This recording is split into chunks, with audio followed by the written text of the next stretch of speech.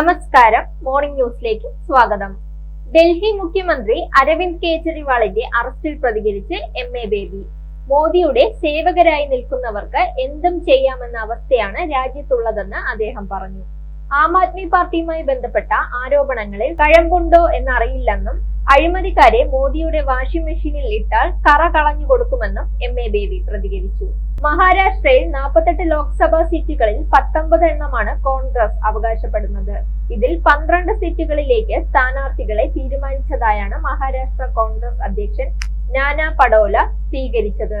ബാക്കിയുള്ള സീറ്റുകളുടെ കാര്യത്തിൽ സഖ്യകക്ഷി നേതാക്കളുമായി മുംബൈയിൽ ഇന്ന് നടക്കുന്ന ചർച്ചയിൽ തീരുമാനമാകും. ഇനി കായിക വാർത്ത. IPL 17ാം സീസൺ ഇന്ന് ആരംഭിക്കും. നിലവിലെ ചാമ്പ്യന്മാരായ ചെന്നൈ സൂപ്പർ കിങ്സും ബംഗളൂരുവും തമ്മിലാണ് മത്സരം. ചെന്നൈയിലെ ചെപ്പോക്കിൽ വെച്ച് രാത്രി 8 മണിക്കാണ് മത്സരം. ക്രിക്കറ്റ് ആരാധകരെ സംബന്ധിച്ച് ഇഷ്ടതാരങ്ങളായ MS ധോണിയും വിരാട് കോഹ്ലിയും നേർക്കുനേർ ഏറ്റുമുട്ടുന്ന മത്സരം കാണാനുള്ള ആകാംക്ഷയിലായിരിക്കും. നേരിന്റെ വാർത്തകൾ നിങ്ങളുടെ വിരൽത്തുമ്പിൽ എത്താനായി സാക് ന്യൂസ് ചാനൽ സബ്സ്ക്രൈബ് ചെയ്തും ഷെയർ ചെയ്തും ഒരു ശരിയായ മാധ്യമ നിലപാടിന് നിൽക്കാൻ ഞങ്ങൾ നിങ്ങളെ ക്ഷണിക്കുന്നു.